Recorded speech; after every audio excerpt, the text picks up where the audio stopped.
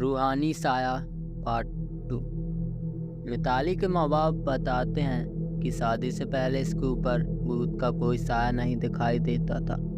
पता नहीं इस वक्त मेरी मिताली के ऊपर ऐसा क्या हो गया। उसकी ऐसी हालत देखते हुए मिताली को कुछ दिनों के लिए उसके मायके भेज दिया जाता है। मिताली के लिए मायके में शुरू के कुछ दिन अच्छे से गुजरते हैं, लेकिन एक हफ्ता बीत जाने के बाद वो साया मिताली के ऊपर फिर से आ जाता है। मिताली अपनी माँ के साथ बेड पर सोई हुई थी। तभी नीचे उतरकर मिताली पानी पीने के लिए फ्रिज के पास आती है। बहुत देर तक मिताली अपने कमरे में नहीं आती है। कुछ देर बाद उसकी माँ की आँख खुलती है।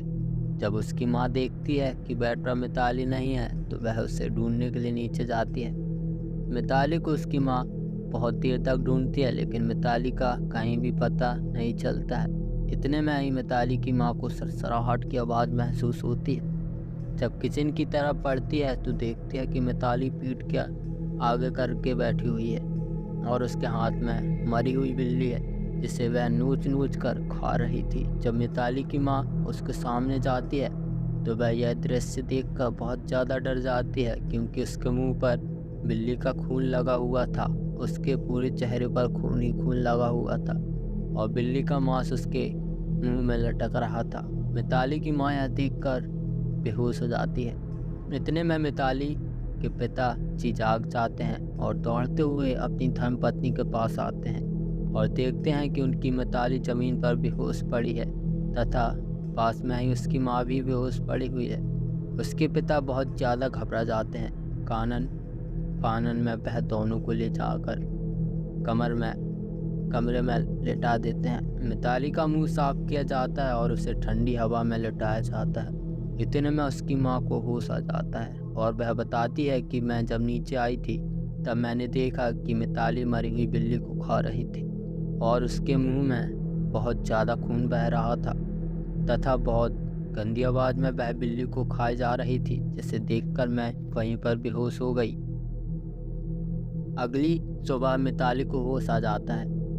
अब वह थोड़ा नॉर्मल हो चुकी है और घर के काम भी कर रही है। वह पीपल का पेड़ उसके घर के थोड़े आगे जाकर लगा हुआ था। मिताली इस पीपल पेड़ की तरफ आगे बढ़ती है और पीपल के पेड़ को बहुत देर तक घूरती रहती है, जैसे मानो उस पर पेड़ पर कोई बैठा हुआ है। इतने में ही मिताली के पिताजी वहाँ पर आ जाते हैं और मिताली से पूछते हैं कि बेटा तुम यहाँ क्या कर रही हो और इस पीपल के पेड़ को इस तरह क्यों घूर रही हो। मिताली उनकी आवाज़ को सुनती है और पीपल के पेड़ की तरफ ही देखती रहती है और कुछ देर बाद मिताली वहीं पर बेहोश होकर नीचे ज़मीन पर गिर जाती है। उसको पिता जी उठाकर सहारा देते हैं और चिल्लाते हैं, बेटा तुम्हें क्या हुआ। उसको पकड़कर घर पर लाया जाता है और एक कमरे में लिटाया दिया जाता है।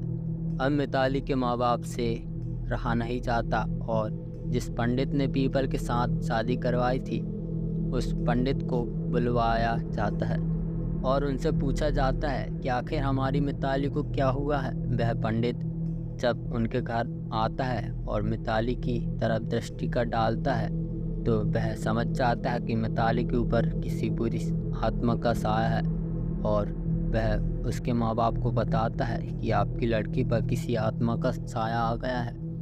पंडित उसकी माँ से पूछता है कि कल रात को क्या हुआ था, तो वह सारी घटना पंडित को बता देती है और साथ में यह भी बताती है कि वह उसी पीपल के पेड़ के नीचे खड़ी थी और पीपल को घूरे जा रही थी। उसने मेरी आवाज़ भी नहीं सुनी और वहीं पर बेहोश हो गई। अब पंडित को लगने लगा था कि जरूर हो ना हो इसके ऊपर से आत्मा आ रही है, उसका संबंध इस पीपल से ही है। आगे की कहानी पार्ट 3 पर। धन्यवाद।